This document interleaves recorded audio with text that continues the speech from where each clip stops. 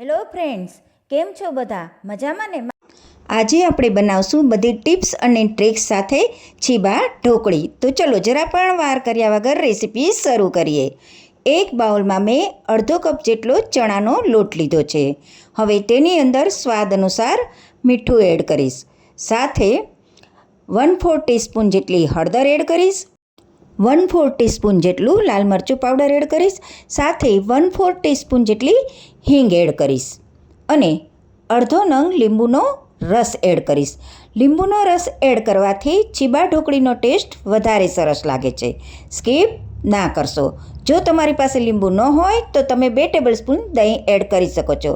હવે લોટમાં બધો મસાલો સરસ રીતે મિક્સ કરી દઈશું અને મેં હાફ કપ જેટલું પાણી લીધું છે. પાણી આપણે જરૂર મુજબ જ એડ કરીશું. મારે અત્યારે પાણી 1/4 કપથી પ્લસ 2 ટેબલસ્પૂન વધારે થયું છે. જો તમારો લોટ જૂનો હશે એ પ્રમાણે તમારે પાણી જોશે. બેટર રેડી થઈ ગયું છે. થાળીને તમારે ગ્રીસ કરવાની નથી, આ વાતનું ધ્યાન રાખવાનું છે અને થાળીમાં બેટરને લગાવી દેવાનું છે. બેટર તમારું પાતળું ન હોવું જોઈએ એનું પણ તમારે ખાસ ધ્યાન રાખવાનું છે. બેટરને આપણે થાળીમાં પાતળું પાથરશું, જાડું પાથરવાનું નથી, આ વાતનું ધ્યાન રાખવાનું છે.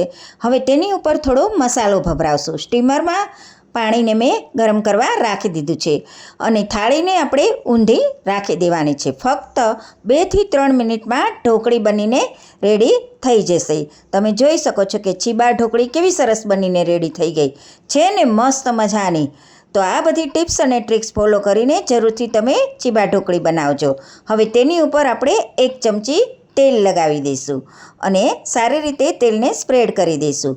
હવે તેને ચપ્પાની મદદથી કટ કરી લઈશું અને પછી તેને સર્વ કરશું. છે ને મસ્ત મજાની રેસીપી. જો તમને મારો વિડીયો પસંદ આવ્યો હોય તો લાઈક, શેર અને ફોલો કરવાનું તો જરા પણ ન ભૂલશો હો.